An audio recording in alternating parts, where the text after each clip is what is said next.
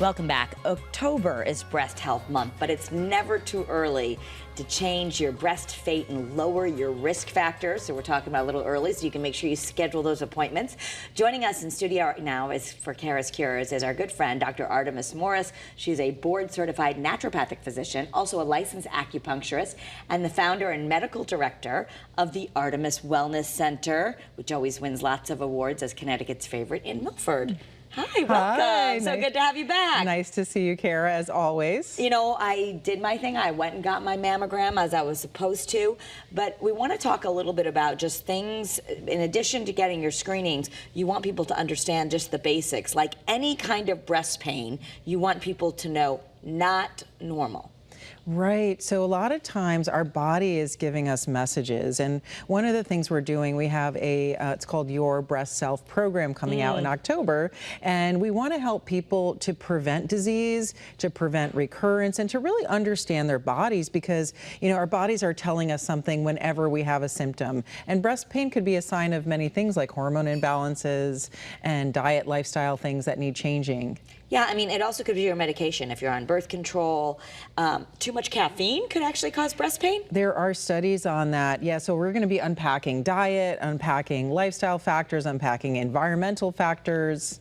Okay, so what about, it says tight-fitting bras also. Is it bad to wear a tight-fitting bra? Does that put you at risk for anything? Right. So we don't have to wear corsets anymore, which is good. Yeah. But, you know, bras can constrict the flow of lymphatics. It can lead to pain and tension. So getting the right size bra is very important. There's a great place in Milford that, you know, I take my daughter to. And so, yeah, getting the right size bra is very important. And you don't want to wear a bra at night. There's actually studies showing if you wear your bra at night to sleep. Even like a sleep bra or anything with no wires, still nothing. Right. Let the ladies be free at night. Okay. Yes. All right. So also about cysts or infections, what would we need to be looking for with that? Right. So sometimes if you have breast pain, and you know, a lot of women have it just before their cycle, and so even That's though normal? It's not pathological necessarily because breast cancer doesn't generally hurt.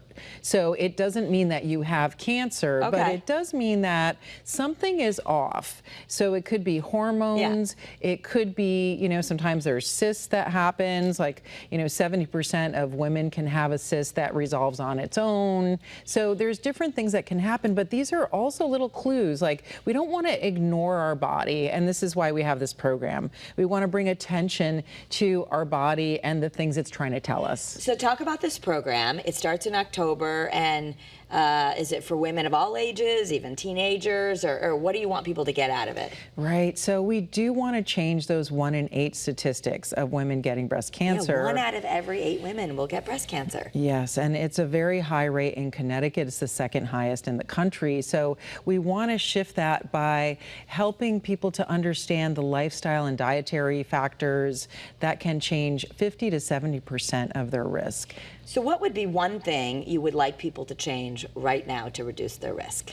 Well, one very small thing that has some really good research on it is get your vitamin D levels checked. Yeah. And we're going into the time now where we need it for immune function, but studies have shown that anywhere between 40 to up to 80% of breast cancer can be shifted with optimal levels of vitamin D. What? Yeah.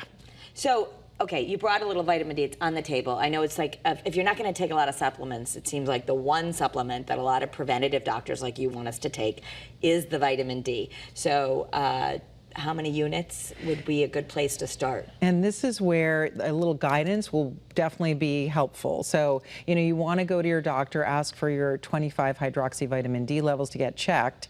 Optimal levels vary. So deficiency, 42% of people in Connecticut, we don't get enough vitamin D. Yeah. So, you know, you want to get actually optimal levels, which is anywhere between 40 to 60 40 to nanograms 60. per milliliter. But you know, for most people that might be 2,000 to 5,000. So this is something you want to see. Depends on your body, but if you just want to start right now, going out and getting the standard 2,000, taking one a day, and you recommend this for our kids too. I know it was important for kids going off to school and college for immunity. So vitamin D is one thing. You also brought olive oil. Olive oil has a lot of research. I know you've been working with Yale University at different times. Just incorporating a good amount of olive oil, says the Greek, into our into our diet can be preventative? Absolutely. It's an anti-inflammatory, and as we wrote in the Anti-Inflammatory Diet for Dummies that came out, the 3rd version in June, inflammation is the cause of all diseases, including breast diseases. So we want to reduce inflammation, reduce our risk of heart disease, and heart and cardiovascular diseases are the things that, you know, can go wrong when we get disease. All right, we're going to take a deeper dive on all the things you can do at different ages in your life, but I want to talk about thermography. Yes. You offer that at your clinic, which is not something that I've ever been offered before. What is thermography? Right. Thermography is a non-invasive way of early detection of breast disease. And it's something that's an adjunct to your mammogram and ultrasound. So, you know, most women, like 50% of women, have dense breasts, which is actually a risk factor for breast cancer because it can't be visualized correctly. So you would probably are going to be sent for a mammogram. Then you get your ultrasound. And so if you really want to be doing everything to understand what's going on with your breast, chest, it even checks for lymphatics. Thermography is great. And we have Rachel Mazzarelli at Whole Health Holistics. She comes to our office in Milford. And it's a really, if you want good insurance on breast health, I would definitely recommend it. Yeah. So we're going to take a deeper dive. It's something you want to watch on the Kara's Cures podcast. Share it with your moms, your daughters. But for more information, if you're interested in this program, you can sign up. It's visit ArtemisWellnessCenter.com. You can learn more by emailing info@ArtemisWellnessCenter.com. And there's even a little quiz. So they start September 10th, next week, Scott. Do it, do it, do it. All right. Hey, guess what? I'm in the Great Day Kitchen with the one and only Chef Plum coming up after the break. We're talking sauces and the perfect steak